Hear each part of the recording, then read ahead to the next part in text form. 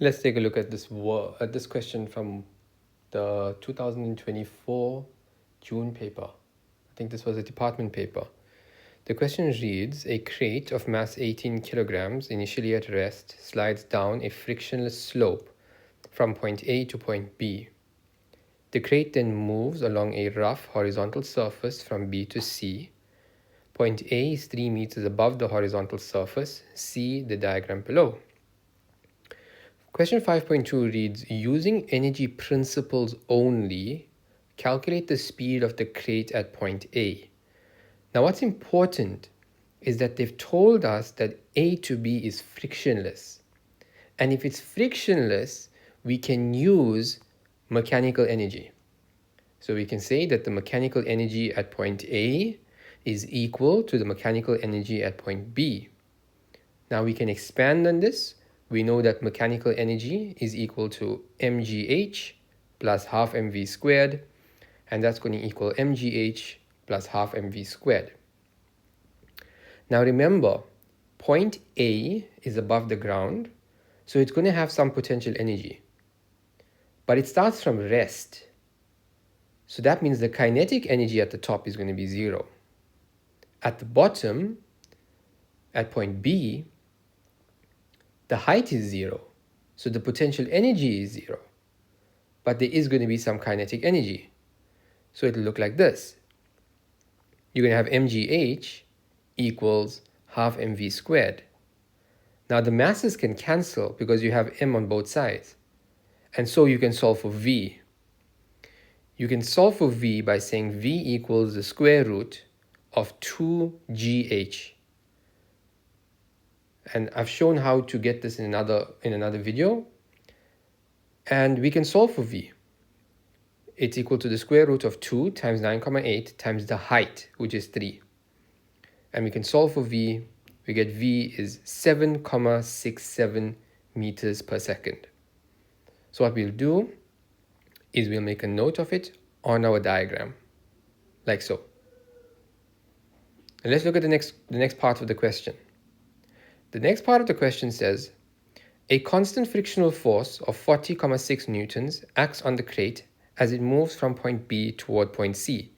The crate comes to rest at point C. Using energy principles only, calculate the distance that the crate traveled from point B to point C. So what I will do here is I'll make a note that it comes to rest at point C. I'll say V equals 0. Now, using energy principles, we can use a formula. But before we do that, we should draw a free body diagram just to see the forces that are acting on this object as it's moving from point B to point C. So the free body diagram looks like this. There's a normal force, there's gravity, which cancel, and there's the friction force. And the friction force is the force that's slowing down the object. Remember, friction is pointing in the opposite direction of motion, and motion is to the right. Now we can use energy principles. We can say that W net equals delta EK. Remember, W net can be expanded. We can expand that as F net times delta X times cos theta. We can also expand delta EK. Delta EK is half mvf squared minus half mvi squared.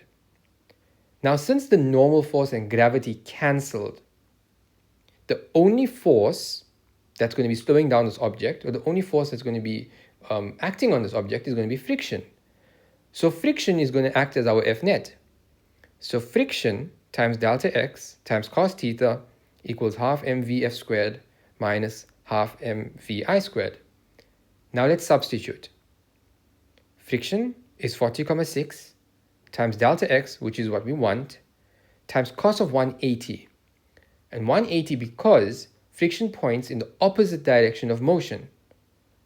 And that's equal to half of 18 times 0 squared, since it comes to a rest, minus half of 18 times 7,67 squared, which we worked out in the previous question. And we can solve for delta x. Delta x is 13,04 meters, and that's the length of BC. Let's move on to the last question now. And the last question reads, the height of the track is now lowered so that point A is at a vertical height less than 3 meters.